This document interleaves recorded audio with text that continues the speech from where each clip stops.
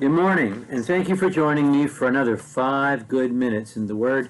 I'm Barry Bryson, and we're continuing our study of Ruth, the book of Ruth. And today we're talking about Ruth and Naomi's return to the little town of Bethlehem, which was a little town.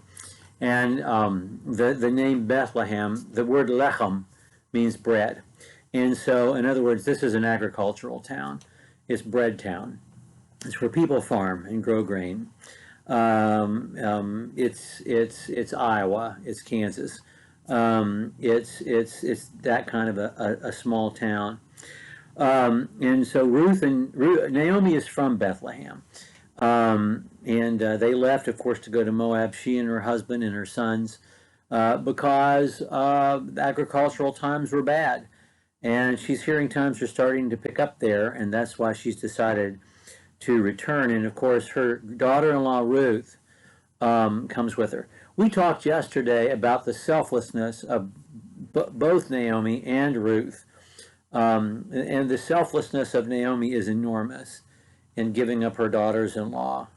But we also failed to mention yesterday, I wanted to save that for today, to talk about the bitterness of Ruth. Now, Ruth is not faithful. Naomi, excuse me. Now, Naomi is not faithless. She still believes in Yahweh.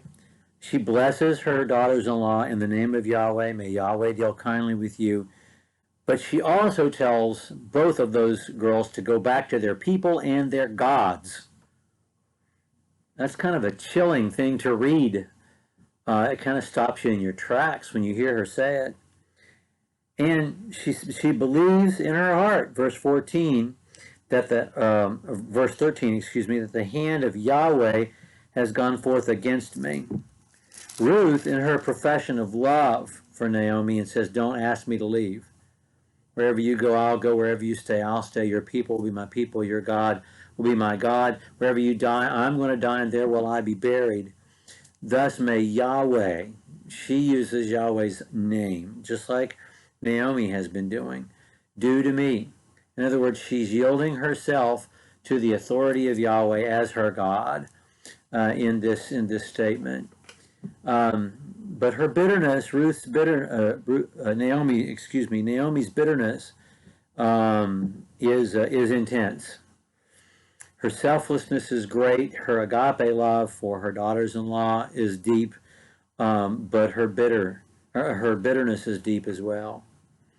So we're going to read verses 19 through 22 that end the first chapter. It's important to know that the word Naomi means pleasant, which is a great name for a little girl, to name your little girl Pleasant. I think the only better name in the Old Testament for a woman is Abigail, also one of my girls, one of my favorite characters, and her name means my father's joy. Is that not the best name for a baby girl? I think it is. Okay, chapter 1, verses 19 through 22. So they both went until they came to Bethlehem. I want to pause there because it's just a sentence, and yet it covers so much. They had to walk 50 miles or so to get back to Bethlehem during the days of the judges. We already know how violent things are generally from reading the book of Judges, and how bad things are in Moab. These are two women alone without a male protector, and they're making this journey. One of those women is older, but one of those women is young and of a marriageable age, and so valuable property for anyone who'd want to do violence to them, and there are plenty who would. So let's not read over that line without understanding how dangerous that line is. They both went until they came to Bethlehem, and it came about when they had come to Bethlehem that all the city was stirred because of them. And the women said, is this Naomi? And she said to them, do not call me Naomi, call me Mara, because the Almighty has dealt very bitterly with me. I went out full, but Yahweh brought me back empty. So why do you call me Naomi, since Yahweh has witnessed against me, and the Almighty has afflicted me?